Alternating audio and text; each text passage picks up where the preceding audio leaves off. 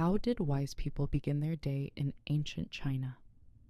Close your eyes and imagine yourself waking up to a morning in ancient China thousands of years ago. The sun has not yet risen. The air is cool. The world is quiet. In ancient China, wise people did not rush into the day, because for them, morning was not just the start of a new day.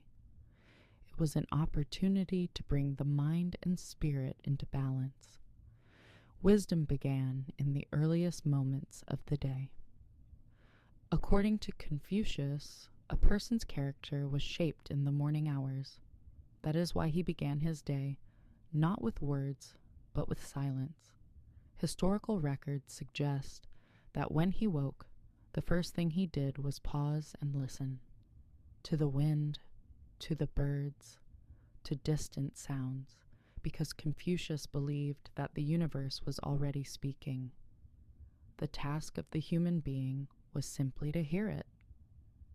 He avoided long conversations in the morning.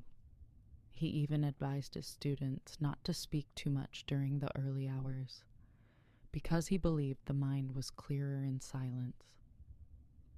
Another great sage, Laozi, began his mornings even more simply. According to Laozi, morning was the moment when humans were closest to nature.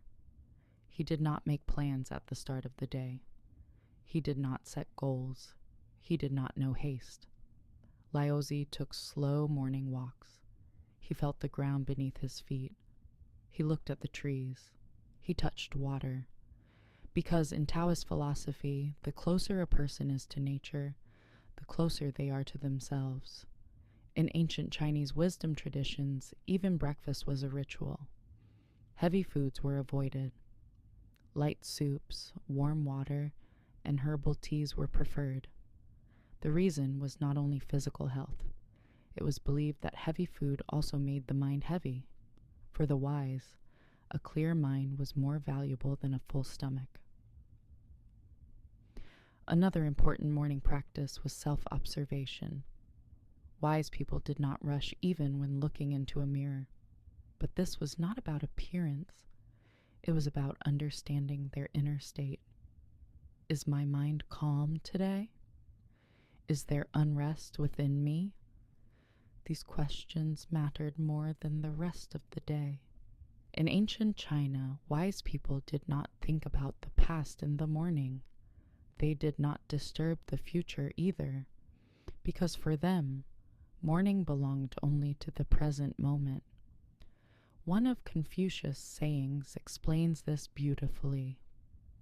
If you wish to bring order to your day, first bring order to your heart. That is why they sometimes wrote short notes in the morning, but not to-do lists, lists of thoughts. Many sources describe wise people writing in the morning, but these writings were not for others. They were for themselves, to correct, to calm down, to remember. For the wise of ancient China, the early hours of the day were sacred. They were not wasted, but they were not filled either. Not too much, not too little, balanced. Perhaps this is why wisdom in ancient China was not loud, not showy, but quiet. And perhaps this is why, even thousands of years later, the peace of those mornings can still be felt now. Before you begin your own day, pause for a moment, listen, breathe, and do not rush, because wisdom sometimes is simply slowing down